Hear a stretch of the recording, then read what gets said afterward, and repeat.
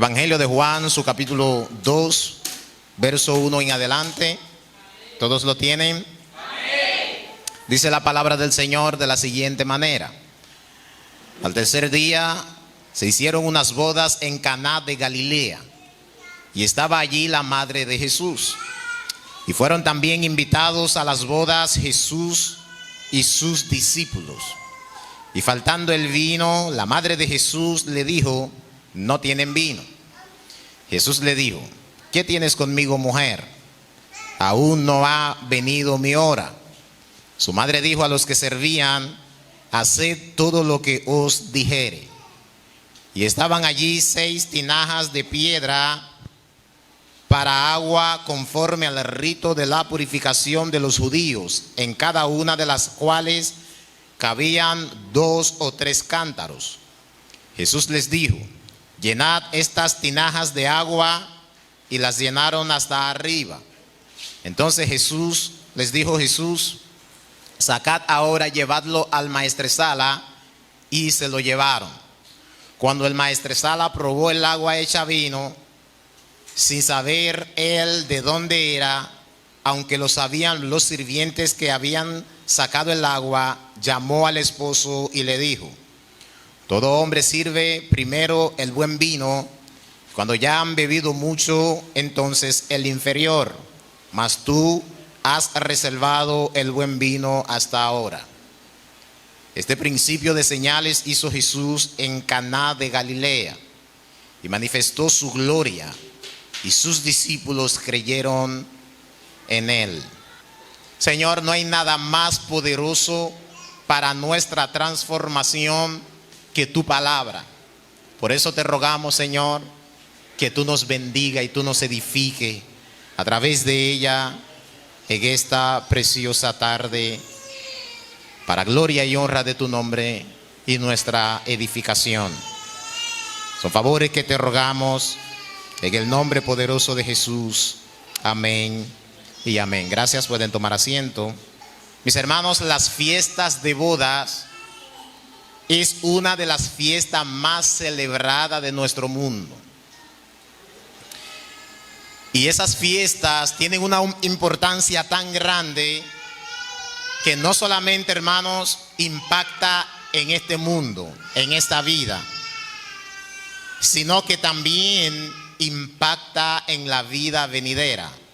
Las bodas no tienen un significado en sí mismo, o sea, su significado no se encierra ahí. Las fiestas de bodas apuntan hacia algo mayor, y es la boda de Cristo con su iglesia. Por eso el apóstol Pablo toma el matrimonio, ¿verdad?, de los creyentes para señalar el tipo de matrimonio que Dios tiene con su iglesia, el tipo de relación matrimonial que Dios tiene con su iglesia.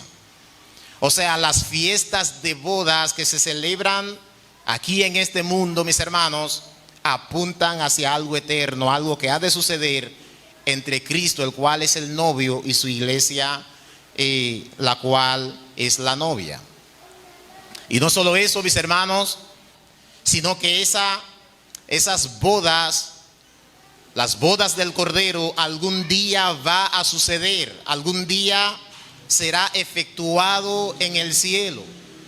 Por eso la palabra del Señor nos enseña en el libro de Apocalipsis que las bodas están preparadas, y el Señor nos manda a alistarnos, a prepararnos y a vestirnos de lino fino, blanco y resplandeciente, porque las bodas del Cordero ya están preparadas. Y dice que el lino fino, esa ropa blanca, limpia y resplandeciente, dice que son las acciones justas de los santos. O sea, mis hermanos, gloria al Señor, nuestras acciones pueden manchar nuestra vestidura espiritual. Y en esta preciosa noche vamos a ver unas bodas que fueron efectuadas en la ciudad de Caná de Galilea, donde el Señor Jesucristo, sus discípulos y su familia fueron invitados a esas bodas. Y lo primero que vamos a ver en el versículo 1 y 2, es una invitación que habla de la persona de Jesús. Una invitación que habla de la persona de Jesús. Dice el versículo 1: al tercer día se hicieron unas bodas en Caná de Galilea, y estaba allí la madre de Jesús. Y fueron también invitados a las bodas Jesús y sus discípulos.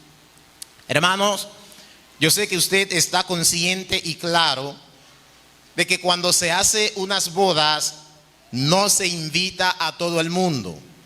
Las invitaciones son selectivas. Nosotros invitamos a las personas más allegadas a nosotros, los amigos más cercanos, los familiares más cercanos. Nosotros no invitamos a todo el mundo cuando celebramos boda. Entendemos que las personas que deben de participar en nuestra boda son las personas que son más importantes para nosotros. Así que, mis hermanos, al ver que Jesús recibe una invitación, no solo Jesús, sino que también su madre, sus hermanos y también sus discípulos, al ver que ellos reciben una invitación para dicha boda, eso nos deja entender, mis hermanos, que tanto Jesús, sus discípulos y su familia no eran cualquier tipo de persona en la sociedad. Eran personas de respeto. Eran gente de familia, personas respetuosas. Mis hermanos, Jesús era un ser humano común y corriente. Lo único, mis hermanos, gloria al Señor, que Jesús nunca pecó contra Dios. Pero Él era una persona que compartía con la sociedad. Jesús era social. Incluso en muchas ocasiones lo acusaron porque Él se juntaba con prostitutas, Él se juntaba con personas pecadoras, gloria al Señor. Pero ojo aquí, cuando Él se juntaba con un pecador, era para predicarle el evangelio. Porque Él dice en su palabra que Él vino a buscar y a salvar lo que se habían perdido. Aquella gente que estaban perdidos en los vicios, perdidos en la garra de los demonios, aquellas personas que estaban perdidas en diferentes cosas, mis hermanos, en ese mundo. Para poder Jesús alcanzarlo, Él tenía que allegarse a ellos. Porque Jesús no manda a la gente a que vengan a Él primero, sino que Él sale a buscarlo. Después que Él sale a buscar, a encontrarse con los pecadores, entonces los ojos de los pecadores son abiertos y ahí pueden venir a Jesús. Como siempre le digo a la iglesia, quien nos vino a buscar fue Jesús, no nosotros a Jesús. Y dice el versículo 2 que mientras estaban en la boda, dice que faltando el vino. Aquí podemos ver, hermanos, una falta que podía manchar por años el testimonio, la reputación de los anfitriones de la boda, el novio y la novia. Una falta que podía, mis hermanos, afectarlos a ellos de manera grave por toda su vida. Porque el vino se había terminado. El vino en los tiempos de Jesús era una bebida, mis hermanos, muy consumida. En las fiestas más importantes no podía faltar vino, mucho menos en una fiesta de boda. El vino siempre tenía que estar disponible hasta el último día de la celebración, porque los judíos no celebraban un solo día de boda. Ellos celebraban varios días de boda, si no mal recuerdo, como 7 días de manera consecutiva. Tenían que celebrar las fiestas o celebraban las fiestas de boda. Y en esos 7 días el vino tenía que estar disponible. Y de repente, no sabemos si fue en el último día, a mediados, ¿verdad?, de la semana de fiesta. No sabemos en qué momento exactamente, pero lo que sí sabemos es que el versículo 3 nos dice que faltando el vino. Una vergüenza que podía, mis hermanos, afectar a esa pareja toda su vida. Pero qué bueno que habían invitado a Jesús a su boda. Qué bueno que habían invitado a Jesús a esa fiesta. Mis hermanos, no solamente a la fiesta de boda. nosotros debemos de invitar a Jesús en todo lo que nosotros hacemos. Porque cuando llegue el problema, cuando llegue el caos, cuando llega la situación difícil, hermanos, Jesús, al invitar a Jesús, al darle participación a Jesús en lo que hacemos, entonces el problema puede ser solucionado. Tenemos esperanza de que el problema sea solucionado. Mis hermanos, no haga nada sin invitar a Jesús. Y cuando digo de invitar a Jesús, no solamente postrarse, no me refiero a solamente postrarse en oración y decir: Jesús, toma dominio y control en tal cosa que quiero hacer.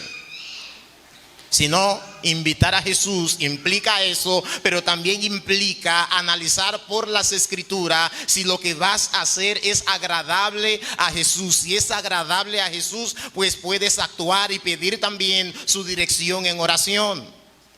Pero hay cosas que nosotros sabemos que por la palabra no son de la voluntad del Señor, y a veces nos comportamos como el profeta Balaam, que aún así, sabiendo que no es la voluntad de Dios, oramos para torcer el brazo de Dios y la voluntad de Dios a nuestra voluntad. Debemos de pedir dirección,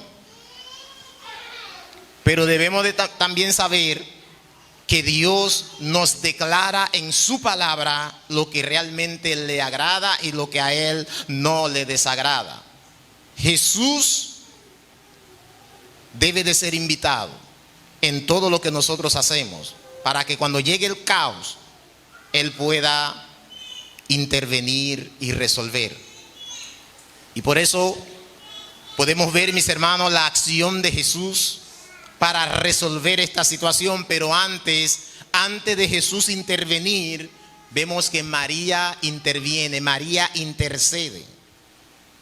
Dice el versículo 3: y faltando el vino, la madre de Jesús le dijo: no tienen vino. O sea, le dijo a su hijo Jesús: no tienen vino. Jesús le dijo: ¿qué tienes conmigo, mujer? Aún no ha venido mi hora. Su madre dijo a los que servían: haced todo lo que os dijere. Aquí podemos ver, mis hermanos, la intervención de María y también la respuesta de Jesús. María interviene y Jesús responde. Me llama la atención de cómo Jesús le responde a su madre. Le dice: ¿qué tienes conmigo, mujer? La expresión que hizo Cristo es una expresión respetuosa. Pero, hermano, no era la manera que los hijos en ese tiempo acostumbraban a responderle a su madre. ¿Qué tienes conmigo, mujer? Tal vez para nosotros, o sea, esa expresión ¿qué tienes conmigo, mujer?, aparentemente como que se ve mal. Pero en los tiempos de Jesús, en el contexto de los tiempos de Jesús, no era una expresión mala. Incluso era una expresión de respeto. Es como si Jesús le dijera a su madre: ¿qué tienes conmigo, señora? Una expresión de respeto hacia su madre. Cuando Jesús dice que ¿qué tienes conmigo, mujer?, Jesús estaba marcando un antes y un después en la relación de su madre, de él y de su madre, la relación de madre e hijo. Jesús siempre obedecía a su mamá. Incluso hay algunos que creen que Jesús comenzó su ministerio a los 30 años y es porque al ser el hijo mayor, él tenía la responsabilidad de dirigir y de poder saciar las necesidades económicas de la casa. Porque se cree que José se había muerto. Usted no ve que si usted lee los evangelios, José solamente tiene intervención. José solamente se menciona en el nacimiento de Jesús y en el exilio de Jesús a Egipto. Después de ahí ya José no se menciona en el Nuevo Testamento. José no interviene para ayudar a su familia en nada. Según lo que se cree, ya él se había muerto. Cuando Jesús estaba siendo azotado, cuando Jesús estaba siendo crucificado, en todo el proceso de crucifixión, en todo el proceso de maltrato, María, su madre, estaba presente. Y los hermanos de Jesús también son mencionados, pero José no es mencionado porque se cree que ya José se había muerto. Así que en lugar de José estaba Jesús como el representante de la familia, como el hombre de la casa, el cual tenía que trabajar para traer el sustento a la familia. Y cuando ya llegó el momento de comenzar su ministerio, cuando llegó el momento de arrancar en lo ministerial, hermano, María interviene para que Jesús le obedezca, pero Jesús le dejó claro, tanto a ella como también para todas las generaciones futuras, que en lo ministerial ya la obediencia es totalmente diferente. No es a María, sino a mi Padre Celestial. A María la veneran y dicen que ella tiene el poder para interceder delante de Dios por nosotros. Dicen que ella tiene la facultad de pedirle a Dios cosas para nosotros, de intervenir delante de la presencia de Dios por nosotros. Pero nosotros sabemos, hermanos, que cuando la palabra de Dios dice, cuando el ángel le dijo a María, serás llamada bienaventurada, eres bienaventurada, es porque ella fue la elegida de portar en su vientre al Salvador. No para que ella en el futuro o después de su muerte ore a Dios por nosotros. Ya ustedes pueden ver, hermanos, lo perdido que está la gente cuando oran a María diciendo: Santa María, Madre de Dios, ruega por nosotros, los pecadores. Eso no puede ser posible. Y de ese pasaje es, hermano, que han sacado esa doctrina de María interceder por los pecadores. Pero ellos pasaron por alto la intervención de Cristo. ¿Qué tienes conmigo, mujer? Es como si Cristo le dijera a María: esto no te pertenece. Ya esta parte no te pertenece, porque yo no vine a hacer ni mi voluntad ni la voluntad de los hombres, sino la voluntad de mi Padre Celestial, el cual me envió a esta misión. Antes yo te obedecía en cuanto a los oficios de la casa, un decir, en cuanto al trabajo para traer el sustento para la familia, para los hermanitos más pequeños. Recuerden que Jesús era carpintero, Jesús trabajaba, hermano, para ayudar con el sustento familiar. Él era el cabecilla de la familia. Él era el que estaba a cargo de traer el alimento, no María, no los demás hermanos. Y se cree que comenzó su ministerio a esa edad, a los 30 años, porque ya sus hermanos eran hombres y sus hermanas ya eran mujeres y ya se podían defender por sí solos. Y de ahí se dedicó de manera completa al ministerio, en el cual duró alrededor de 3 años y medio. Era peligroso para la sana doctrina, de lo que tiene que ver con la mediación de Cristo entre el hombre y Dios. Ahí hubieran, mis hermanos, incluido a María.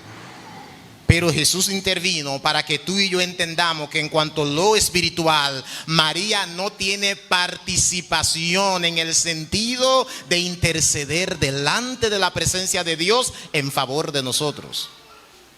María fue una sierva del Señor que tuvo que ser perdonada, que tuvo que ser purificada, que tuvo que ser, oigan bien, que tuvo que ser lavada por la sangre de Cristo para poder ser salva. Porque si María fue salva por haber portado a Jesús en su vientre, entonces la salvación de María fue por obra. Pero la palabra del Señor nos enseña que absolutamente nadie se salva por las obras. Puede ser la obra más grande. Incluso Pablo presenta en la carta de Corintios que aunque tú dieres tu cuerpo para ser quemado, de nada te sirve.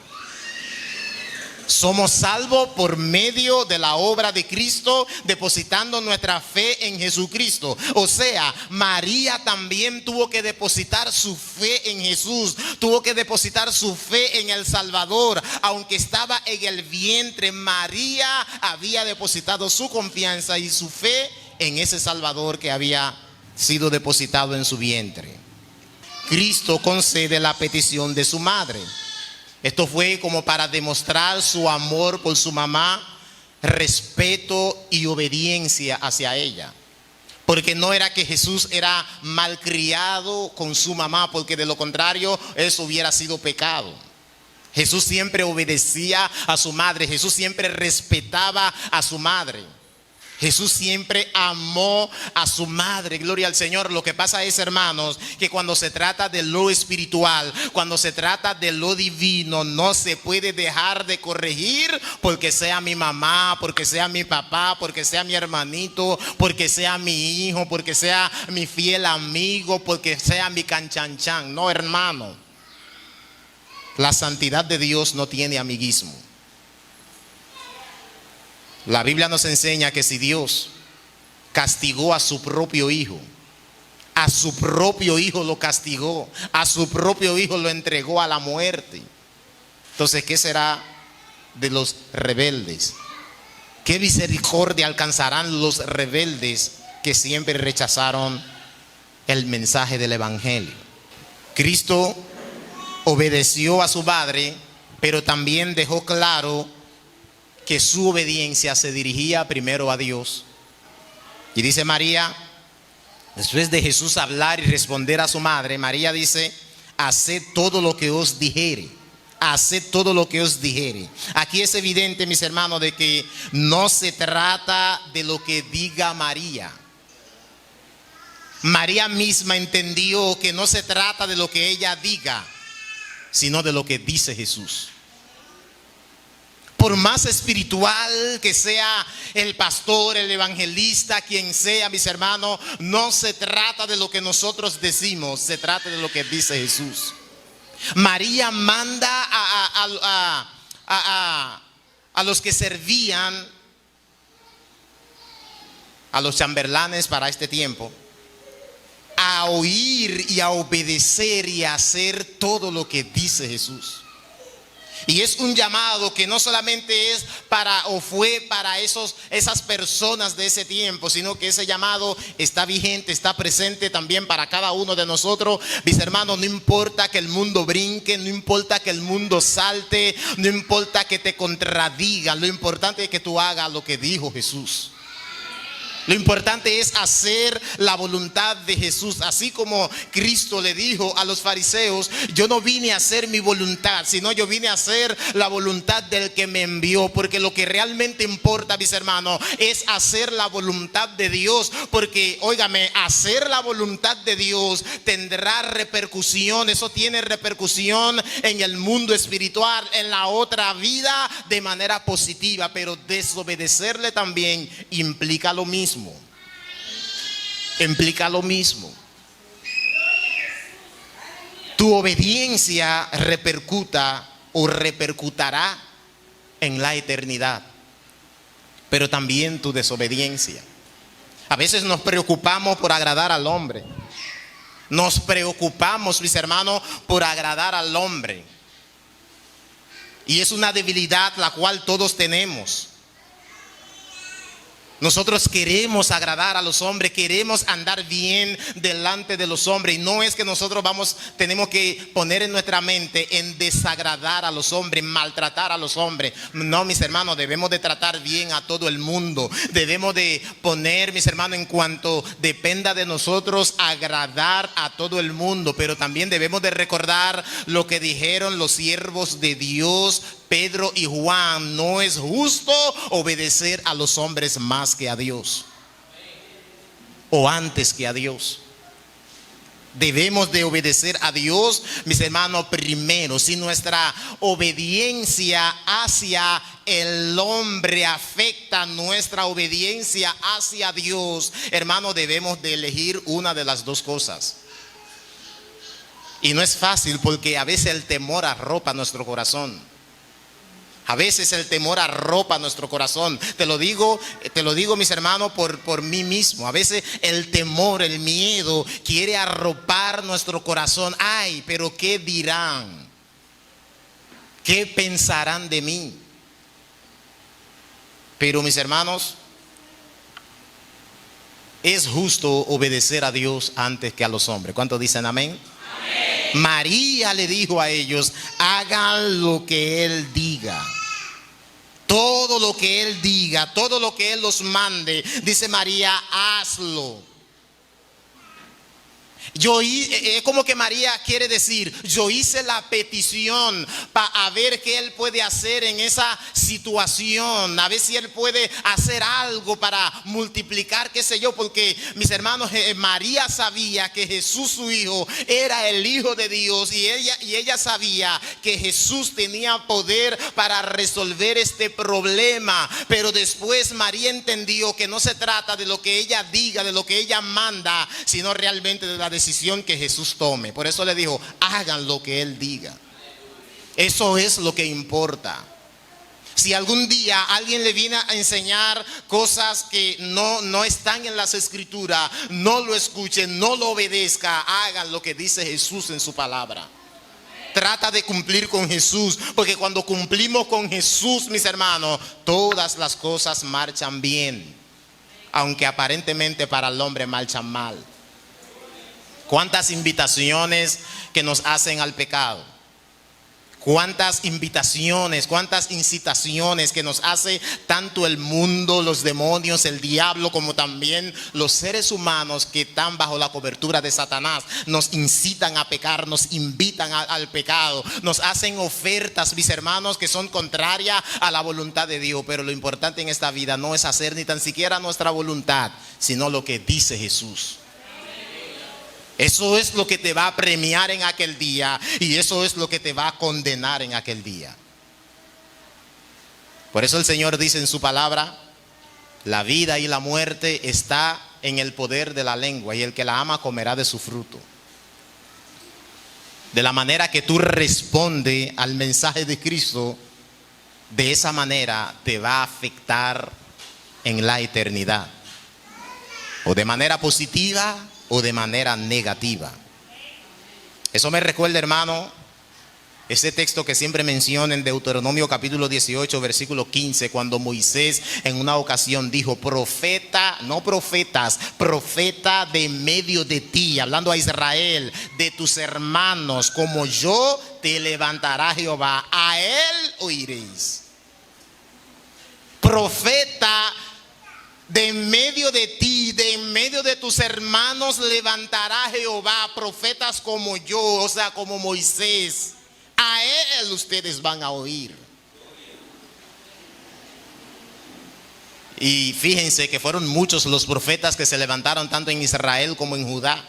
Muchos los profetas se levantaron. Pero ¿qué sucede, mis hermanos? Gloria al Señor. Moisés no estaba apuntando a esos profetas. Moisés no estaba apuntando a una pluralidad de profetas, sino que Moisés estaba apuntando hacia un profeta, el cual es nuestro Señor y Salvador Jesucristo. A él oí.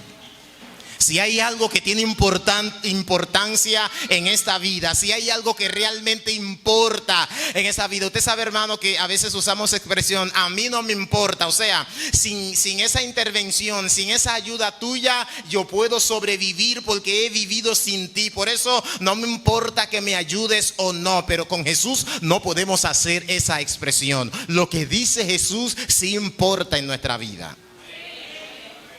Sí importa lo que dice Jesús, porque Él dice en su palabra que por mis palabras serán justificados y por mis palabras también serán condenados.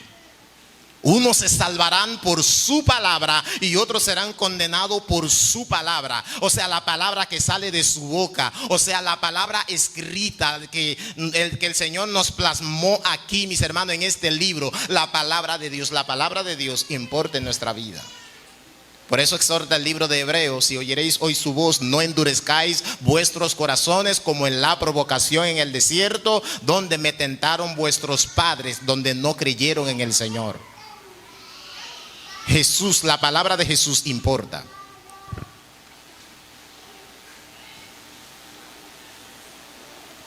En estos últimos días hay muchas amenazas en nuestro mundo. Incluso hay presidentes que dirigen a grandes potencias, donde ya sus palabras no son respetadas, porque ven que amenazan y dicen, pero no hacen nada. no hace nada. Pero no es lo mismo con Jesús. La palabra de Jesús tiene peso y cuando habla, no habla por hablar. Dice el versículo 6: y estaban allí 6 tinajas de piedra para agua, conforme al rito de la purificación de los judíos. En cada una de esas tinajas cabían 2 o 3 cántaros. Entonces, versículo 8, entonces les dijo: sacad ahora y llevadlo al maestresala. O sea, Jesús mandó, en el versículo 7 dice que Jesús mandó a echar agua. Jesús le dijo: llenad estas tinajas de agua, y las llenaron hasta arriba. Después dijo: sacad ahora lo que ustedes han echado, y dice: llévenselo al maestresala. Aquí en esta parte, mis hermanos, del versículo 6 en adelante, podemos ver que Jesús suple la necesidad y libra a los novios de pasar la vergüenza de su vida.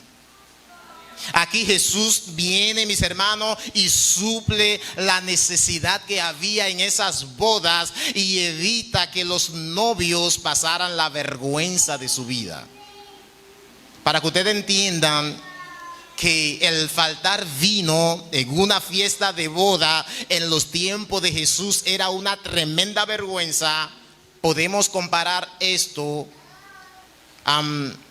con la comida, con el buffet en una boda. Imagínese usted casándose, y lo que ya se casaron, imagínese que en la boda que usted celebró,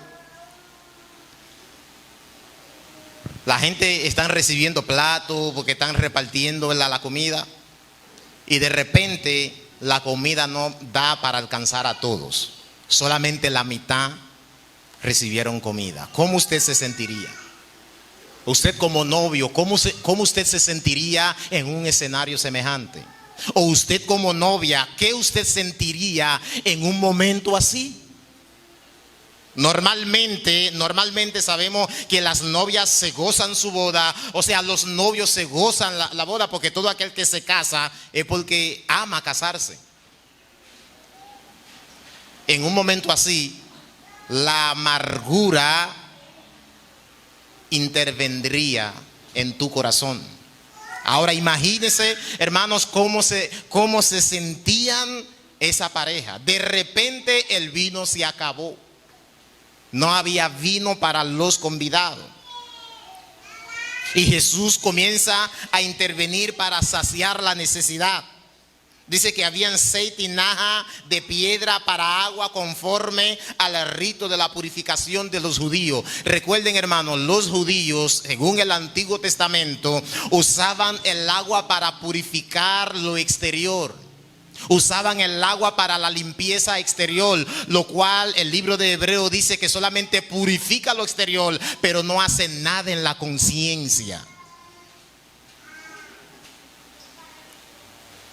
Ellos se lavaban a veces para entrar al templo, al lugar santo. El sacerdote tenía que lavarse al entrar, tenían que lavarse. Era un rito de limpieza continua y repetida.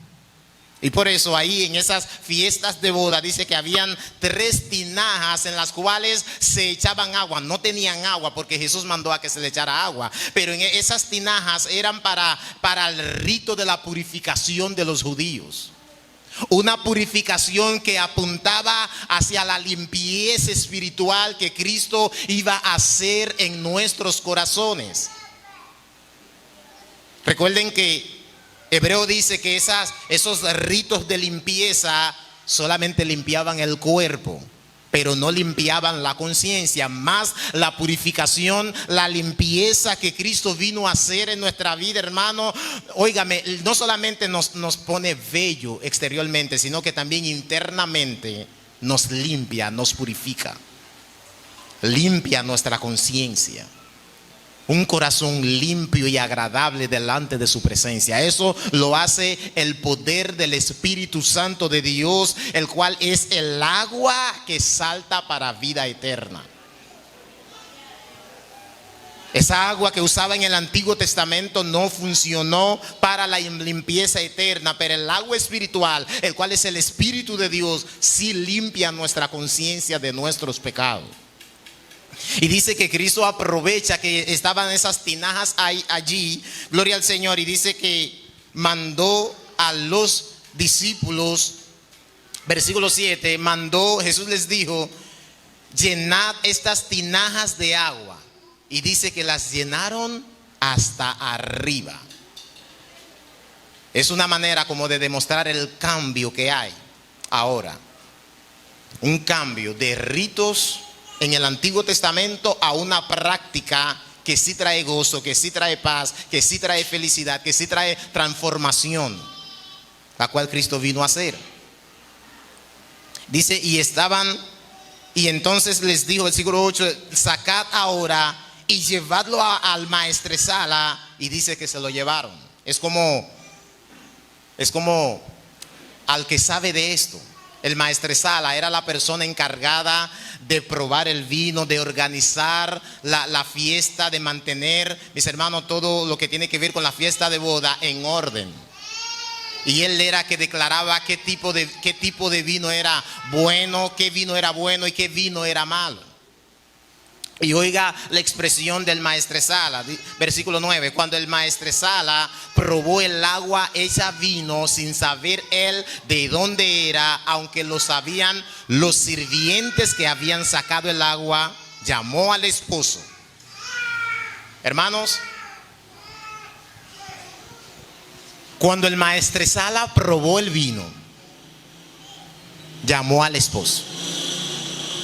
Parece ser que él probó un vino que nunca había probado en su vida. Como conocedor de vino, era él.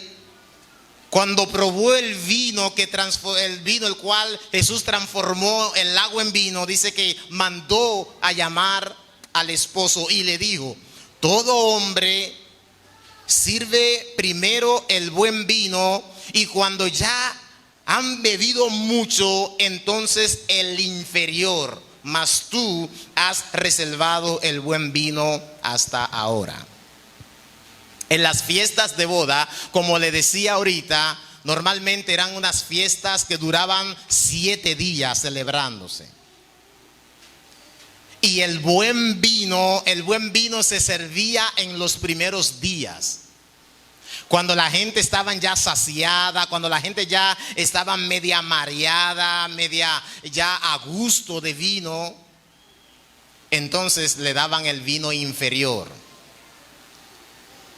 el vino de menor calidad, porque ya como estaban anestesiados por el vino, por el buen vino, tantos días bebiendo, el inferior, hermanos, gloria al Señor, no podían sentir, no podían identificar, o sea, no podían rechazarlo porque no estaban prácticamente en su juicio cabal. Ya estaban, como comúnmente decimos, ya estaban calientes por el primer vino.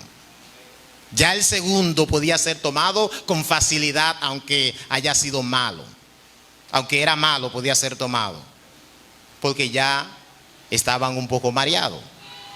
Pero el maestresala mandó a llamar al esposo porque él entiende que el esposo como que había cambiado la costumbre. Ve acá, pero yo pensaba que era el buen vino que nosotros estábamos tomando. Y veo que ahora el buen vino lo dejaste de último. No sabemos qué le respondió al esposo, pero el esposo no, el pasaje no nos dice, no nos declara la respuesta del esposo. Mis hermanos, aquí lo que podemos ver es un cambio en cuanto a la administración, a los corazones, a los pecadores. Antes, mis hermanos, por vía de la ley, recibían una purificación, una santificación, mis hermanos, la cual no tenía efecto real en sus almas. Pero el trabajo de Cristo, el vino que viene a dar Jesús ahora, es totalmente diferente. El vino es símbolo de felicidad, símbolo de alegría. Y Cristo lo que vino a dar, mis hermanos, fue una alegría alegría totalmente diferente, mejor que la alegría que ofrece el mundo, mejor que el gozo que ofrece el mundo, mejor que la paz, la felicidad que ofrece el mundo. Lo que Cristo viene a ofrecer ahora, mis hermanos, es totalmente diferente a lo que el mundo te puede ofrecer. Lo que da Jesús es mejor. Por eso Él se paró en una ocasión que estaban también en una fiesta, y según lo que se cree, como que no había más vino para tomar, no había más bebida para tomar, querían seguir tomando, gloria al Señor. Y Cristo se paró en medio de las fiestas y él dijo: el que tiene sed, venga a mí y beba, porque el que cree en mí, como dice las Escrituras, de su interior correrán ríos de agua viva. Y esto dijo del Espíritu Santo que habían de recibir aquellos que creen en Él. Lo que da Jesús es totalmente diferente que lo que puede dar el mundo. El enemigo de nuestra alma está acostumbrado de ofrecernos cosas, mis hermanos, que realmente no nos puede dar, porque la felicidad que nos ofrece es una felicidad pasajera. Es como decía el pastor Eddie en la predicación del viernes, gloria al Señor: cuando el diablo te da la mano es para arrancarte el brazo. A mí me llama la atención que en el desierto Satanás le ofreció a Jesús los reinos del mundo. Los reinos del mundo le ofreció a Jesús. Pero ¿por qué él le ofreció? Vamos a ver vamos a analizar la oferta de Satanás a Jesús. Los reinos del mundo. Los reinos del mundo. Él no ofreció más de ahí. Los reinos del mundo, los reinos de esta vida. Porque todo lo que el diablo te puede ofrecer tiene que ver con cosas terrenales, cosas materiales que algún día dejarán de ser. Ahora vamos a observar la oferta o la bendición de Dios. La oferta de Dios hacia Jesús. Dice el libro de Apocalipsis: ahora los reinos, tanto lo que esté en el cielo, en la tierra y en todo lugar, todo el universo, dice que fueron entregados al Cristo de la gloria. Él es rey en los cielos, Él es rey en la tierra, Él es rey en todo lugar, en todo el universo, en todo el infinito, en todo lo que existe. Él es rey de todas las cosas. O sea, cuando el diablo viene a darte una cosita, mis hermanos, tú no te imaginas lo que Dios te tiene. Es más lo que Dios te tiene que lo que el diablo te puede ofrecer. Las ofertas del diablo obviamente son tentativas, porque nos oferta cuando estamos en un momento de necesidad. El diablo nos oferta cuando estamos en necesidad. Si usted se fija, él le ofertó pan a Jesús cuando Jesús tenía hambre. Él te va a ofertar, Él te va a presentar cosas que realmente tú necesitas, pero aunque tú las necesites, aunque parezcan hermosas, bonitas, aunque sean tentativas, acuérdate que las promesas de Dios para tu vida son más grandes que las promesas del diablo. Acuérdalo eso. Para que puedas ser fiel, para que tu fe se fundamente en lo que dice Dios y no en tu necesidad. Estaré firme hasta que yo tenga necesidad. Estaré firme si yo tengo una casa. Me afirmaré en el evangelio cuando yo tenga par de cientos de miles en el banco, cuando pague tal deuda, cuando me case. No, hermano, no. Que tu firmeza, que tu relación con Jesús no tenga ningún tipo de intermediario entre Dios y yo. Al nombre de Cristo. Y le dijo Jesús: sacad ahora y llevadlo al maestresala. Y se lo llevaron para que reparta el vino. Y ya vimos la reacción del maestresala cuando cuando llamó el esposo para decirle, para darle una crítica del por qué había dejado el buen vino de último. El buen vino, hermano, fue dejado de último. El buen vino, el cual dio Jesús, es para darnos a entender, mis hermanos, que la última palabra la tiene Dios y es mejor que las primeras, que el diablo te dio, que el hombre te dio y que tu misma duda se ha dado. Lo que Dios da, lo da de último, pero es mejor. A veces nos desesperamos porque no queremos esperar la voluntad de Dios, la manifestación del poder de Dios para que intervenga en nuestra vida, mis hermanos. Pero Dios habla, aunque Él hable de último, pero Él tiene la última palabra y la palabra necesaria, la que tú necesitas. Por más fuerte que sea la situación, espera en Dios. Por eso el salmista pudo hablar a su corazón, porque, mis hermanos, hay momentos de desesperación que llegan a nuestra vida, que nosotros mismos debemos de hablarnos, mis hermanos, para que nos aquietemos un poco como el salmista. El salmista le dijo a su corazón: ¿por qué te turbas dentro de mí? Espera en Dios, porque aún, oiga por qué razón es que su alma tenía que esperar en Dios. El salmista no dijo: porque Él responderá, no.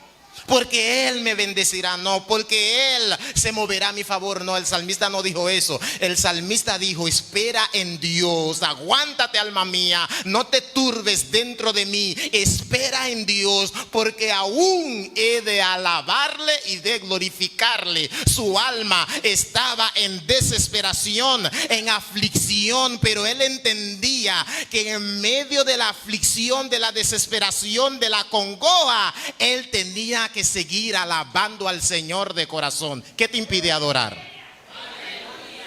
¿Qué te impide adorar? ¿Qué te impide servir al Señor con fervor, con alegría, con ánimo? ¿Qué te impide glorificar a Dios con tus acciones, con tu alabanza, con tu dedicación?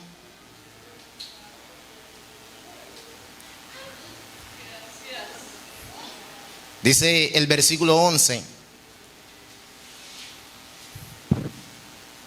este principio de señales hizo Jesús en Caná de Galilea y manifestó su gloria, y sus discípulos creyeron en él. De la serie de estudios del Evangelio de Juan, nosotros dijimos que el propósito de este libro, según lo dice, creo que el capítulo 19, que el propósito de este escrito es para que creamos en él. La intención de Juan es para que la gente pueda creer que él es el Hijo de Dios, él es el Mesías prometido, él es el Rey, él es el Hijo de David. Es para que crean en él, que él es Dios verdadero, que él es 100% Dios, 100% hombre. Ese es el propósito, para que crean que Él es el enviado, Él es el Mesías. Ese es el propósito, mis hermanos. Incluso el propósito de las señales, de los milagros que hacía Cristo cuando vino a la tierra, no era para maravillar a la gente, no era para que la gente lo vieran haciendo milagros. Ahora mismo, mis hermanos, la gente desean hacer milagros en los cultos, desean levantar paralíticos, es para que lo vean, es para que la gente vean que Dios los usa, es para que la gente vean que son el hombre o la mujer de Dios. Pero el propósito de Jesús no era para que lo alabaran ahí en ese tiempo, mis hermanos. Era para que creyeran en el Evangelio, era para que creyeran en Dios. Las señales que hacía Cristo era con el propósito de que la gente pusieran su fe en él, de que él era el Salvador. Ese era el propósito de los milagros, porque incluso el mismo versículo 11 lo dice: este principio de señales hizo Jesús en Caná de Galilea y manifestó su gloria, y sus discípulos creyeron en él. Los discípulos eran discípulos de Jesús antes de esa señal, antes de ese milagro. Eran ya discípulos, por eso dice: sus discípulos creyeron en él, porque eran discípulos. Recuerden Natanael, cuando escuchó a Jesús hablar, declararle cosas que él había hecho, que Jesús, mis hermanos, un hombre común y corriente, no sabía, no conocía, al menos que estuviera ahí. Mis hermanos, Natanael creyó. Los discípulos que soltaron sus redes, que soltaron la pesca, Mateo que soltó, mis hermanos, su trabajo como cobrador público, mis hermanos, fue porque creyeron en Jesús. Pero aquí ese texto vuelve a decir: y sus discípulos creyeron en él. Después que ellos vieron esa señal en las bodas de Caná, que Jesús convirtió el agua en vino, y no cualquier vino, el mejor vino que jamás llegó a este mundo. El mejor. Nunca en nuestro mundo, nunca nuestro mundo experimentó un vino como el que hizo Jesús. Como el que convirtió Jesús, como el agua que convirtió Jesús en vino. Ese vino fue mejor, mis hermanos, que el vino que se bebió Noé, que lo llevó a la borrachera y a la loquera. Ese vino, mis hermanos, es mejor que el vino que la gente se toman en día, que lo llevan a la locura, porque el vino que ofrece Jesús, mis hermanos, es el gozo del Espíritu Santo, es el gozo de la salvación, es el verdadero deleite del hombre, el cual transforma su interior, el cual transforma su vida, el cual transforma su alma para salvación y vida eterna. Lo que ofrece Jesús es totalmente diferente que lo que el mundo ofrece. Para cerrar, lo que podemos aprender, mis hermanos, en un pasaje como este, gloria al Señor, en primer lugar, invita a Jesús en lo que tú haces. Esa pareja invitó a Jesús a su fiesta de boda y Jesús los libró de la vergüenza más grande de su vida. Y en segundo lugar, un pasaje como este, mis hermanos, nos enseña a nosotros que no hay superapóstol con el cual nosotros podemos comunicarnos para que Él se comunique a Dios por nosotros. Vuelvo a citar el predicador del viernes: deja de estar depositando tu confianza en el hombre, como que Dios lo escucha a él más que a ti. Y que ven, habla a Dios por mí. No, hermano. Cuando el velo se rompió, cuando Jesús resucitó de los muertos, ese velo, recuerden que el velo que estaba en el templo era como una especie de cortina gruesa, era como si fuera una especie de pared, lo cual dividía el templo en dos: el lugar santo para allá, y como esta parte del altar, el lugar santísimo. Y cuando Cristo, mis hermanos, según la palabra del Señor en el Antiguo Testamento, mis hermanos, los únicos que tenían acceso al lugar santísimo era una sola persona. Una sola persona. El pueblo no tenía acceso al lugar santísimo. El lugar santísimo era donde supuestamente estaba la presencia de Dios, porque ahí estaba el arca del pacto, que simbolizaba a Dios mismo.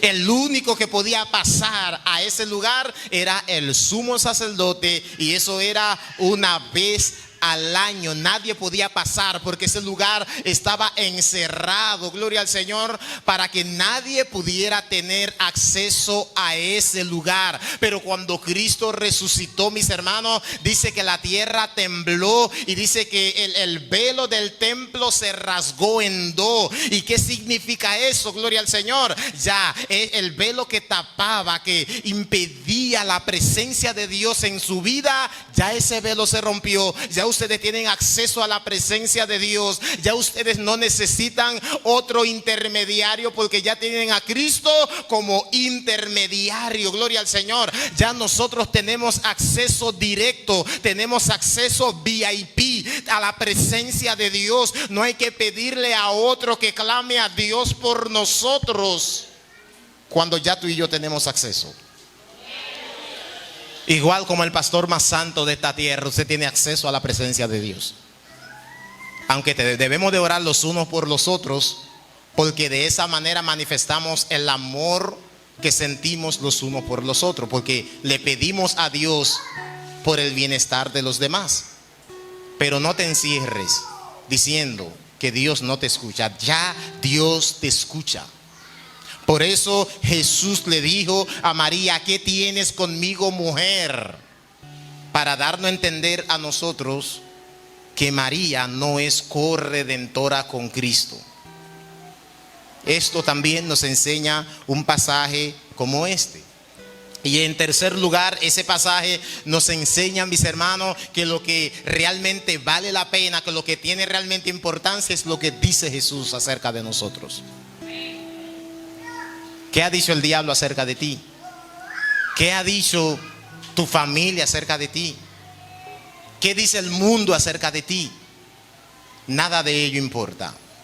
Lo que realmente importa es lo que Dios dice de ti. Al nombre de Cristo, a su nombre. Mis hermanos, que Dios nos ayude cada día a confiar en Él, a depositar toda nuestra confianza en Él, y que Él sea cada día el centro de toda nuestra vida, de todos nuestros planes, de todos nuestros proyectos, para que cuando lleguen los problemas, Él también, o los problemas, se puedan encontrar con Él. Dios nos ayude.